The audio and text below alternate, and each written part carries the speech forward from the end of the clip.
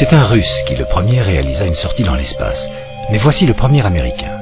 Nous sommes en 1965 et un rêve devient réalité. Tout commence il y a longtemps en Chine avec l'invention des premières fusées. Après plusieurs échecs, le physicien Robert Goddard fait un énorme pas en avant. En 1926, il lance une fusée à carburant liquide, un prototype pour l'espace. Deuxième Guerre mondiale. Les Allemands fabriquent de puissantes fusées militaires. L'inventeur de ces fusées, Wernher von Braun, rejoint l'Amérique. Mais les Soviétiques sont les premiers à être présents dans l'espace. Spoutnik, un satellite artificiel placé sur orbite. Nous sommes en octobre 1957. Un mois plus tard, un chien soviétique est envoyé dans l'espace.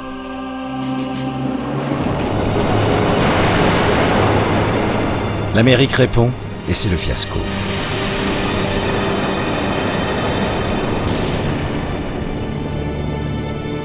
Cependant, en 1961, premier succès avec le chimpanzé Ham. Il fait un aller-retour dans l'espace. Son rythme cardiaque monte en flèche mais finit par se stabiliser. Ham revient sain et sauf, contrairement aux chiens soviétiques.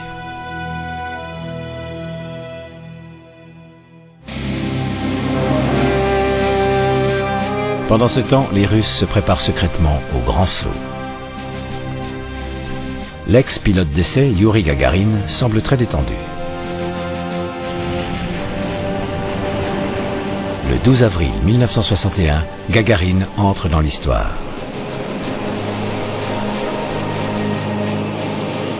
Sa fusée, un missile balistique modifié. Le premier cosmonaute russe est sur orbite. Et c'est un héros qui revient. Rien ne peut les arrêter. L'ouvrière Valentina Tereshkova devient la première femme cosmonaute.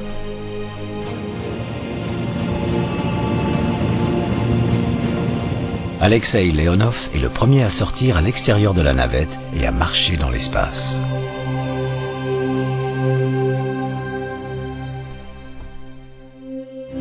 Le président américain Kennedy relève le défi. Nous atteindrons notre but avant la fin de cette décennie. Poser un homme sur la Lune et le ramener sain et sauf sur Terre. Phase 1, le projet Mercury. 7 astronautes, dont John Glenn. Hal Shepard est le premier à prendre le départ dans une capsule Mercury pour un saut suborbital. Mais c'est John Glenn qui est le premier à sortir dans l'espace à bord de Friendship 7.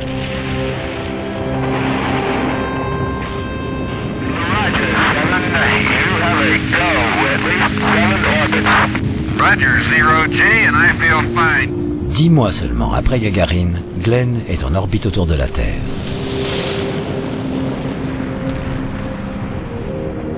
La mission se passe bien, Glenn se détend. Il s'offre même une petite pause déjeuner. Il fait 3 fois le tour de la Terre. Soudain, une alerte. Le bouclier thermique est perdu. L'appareil pourrait prendre feu en rentrant dans l'atmosphère. Le voyage devient périlleux.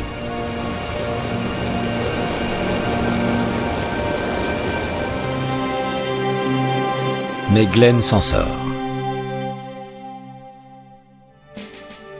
Phase 2, programme Lune. Le projet Gemini. 1965. Ed White est le premier Américain à faire un tour dans l'espace.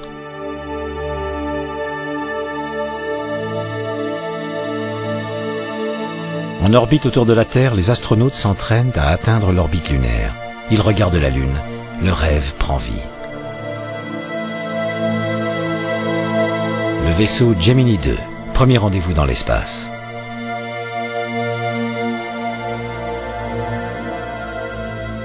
Premier arrimage entre Gemini et une fusée. Puis, Gemini commence à tomber en vrille. Mais les astronautes reprennent le contrôle. Ils reviennent sur Terre sains et saufs.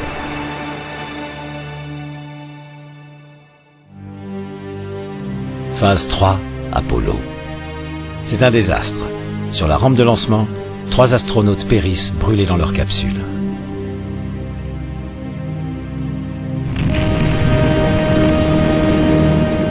Saturne, la grande fusée construite par von Braun, sert de propulseur à Apollo. 1968, Apollo 8 fait une boucle tout autour de la Lune. La joie succède enfin aux larmes. Début 1969, une combinaison spatiale est testée, ainsi que le module d'alunissage et le véhicule télécommandé d'Apollo 9.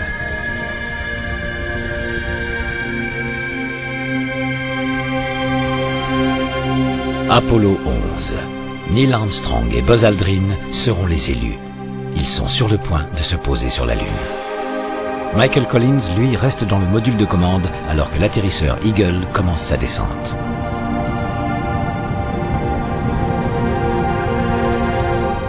Armstrong a étudié les cartes. Il connaît chaque cratère, chaque rocher. C'est vital, car il n'a que quelques secondes d'autonomie de carburant pour repérer un site d'atterrissage.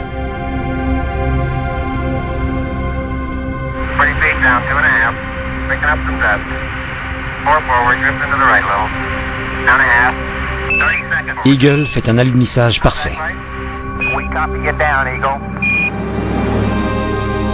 Le rêve se réalise enfin. 20 juillet 1969, 5 mois avant la fin de la décennie, l'Amérique est sur la Lune.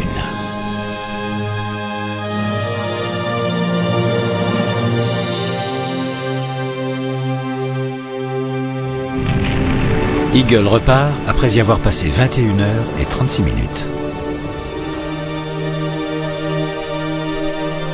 Chargé d'échantillons, il se rapproche du véhicule de commande qui l'attend. Les 2 vaisseaux réussissent leur arrimage.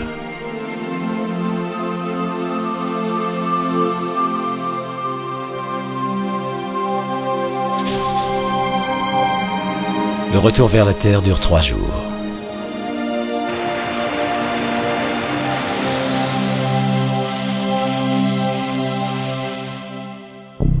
« 1970, contrôle au sol. Houston, we've had a problem. Une explosion sur Apollo 13. Le monde entier retient son souffle, car le vaisseau est déjà en route vers la Lune, avec à son bord les astronautes Lovell, Swigert et Hayes. Chacun cherche des solutions, le module de service ne fonctionne plus. À bord d'Apollo, c'est la mise en place du plan de survie. L'équipage abandonne le module de commande qui est à court d'oxygène. Ils se réfugient dans le minuscule module d'alunissage, un radeau de fortune qui les emmène autour de la Lune et tente de leur faire regagner la Terre tant bien que mal. Le module de service est largué. Un de ses panneaux avait explosé. L'équipage revient à bord du module de commande, mais au moment où il rentre dans l'atmosphère terrestre, Apollo 13 retombe dans le silence.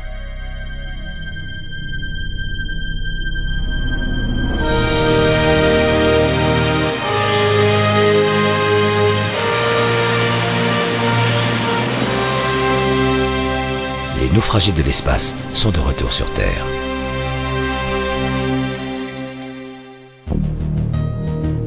Au total, 6 atterrissages sur la Lune ont eu lieu. La dernière mission, Apollo 17, est la première à emmener un scientifique à bord, Jack Schmitt, et se déplace dans une Jeep lunaire. Mais après avoir battu les Soviétiques sur le terrain de la conquête de la Lune, les Américains s'en désintéressent. Les vols pour la Lune sont annulés. En 1975, la fusée Saturne lance la dernière mission Apollo.